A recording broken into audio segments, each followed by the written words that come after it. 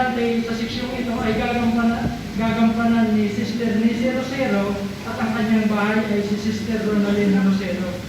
Ito po ay ang unang pag-uusap. Magsimula gamit ang paksa ng sampol na pakikipag-usap, sabihin sa kausap ang tungkol sa website natin at mag-iwan ng gw.org contact card.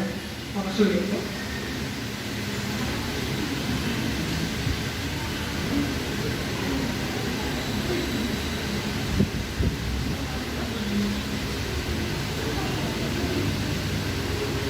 Walang sa akin.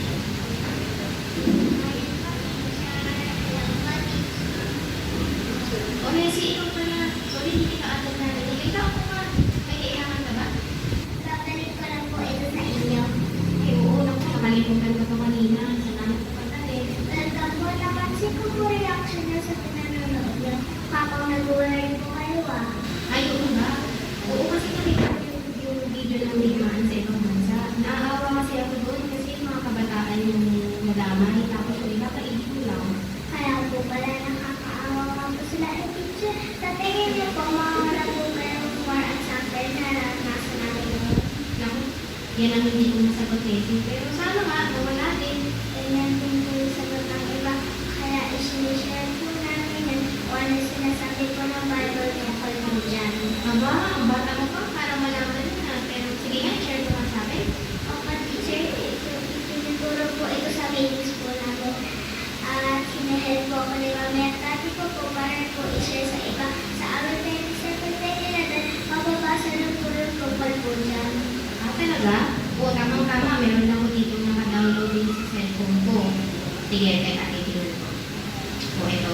Sabi, kaunting panahon na lang at ang masama ay mawawala na. Titignan mo ang dati nilang pinanunoonan pero hindi ko sila makikita roon.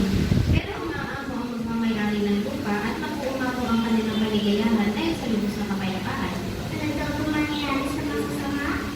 Sabi, mawawala na daw. At kapag nawala na po sila, ano na po maranasan natin? Sabi, magkakaroon ng kaligayahan at kapayapaan. Matagal pa po ba yung mangyayari? Kaunting panahon na lang daw eh, di malapit na yun. Opo, teacher, tama po kayo. Pero meron pa po akong isang tanong sa inyo. Ano naman po pangako sa Bible na nagbibigyan po kayo ng pag-asa? Teka, ano ka ba? Yan po yung gusto ko i-share sa inyo. Pwede po ba ako mag-visit po? Kasasama ko yung mami ko. O sige, tayo po kayo. Okay po, teacher. Pero bago po ako umalis, gusto ko itong bigay itong contact card. Bababasa na po yung website namin, jw.org. At bukas makikita niyo po ba iba pang features ng website namin. Okay, sige, salamat. Thank you din po, teacher. See you po bukas.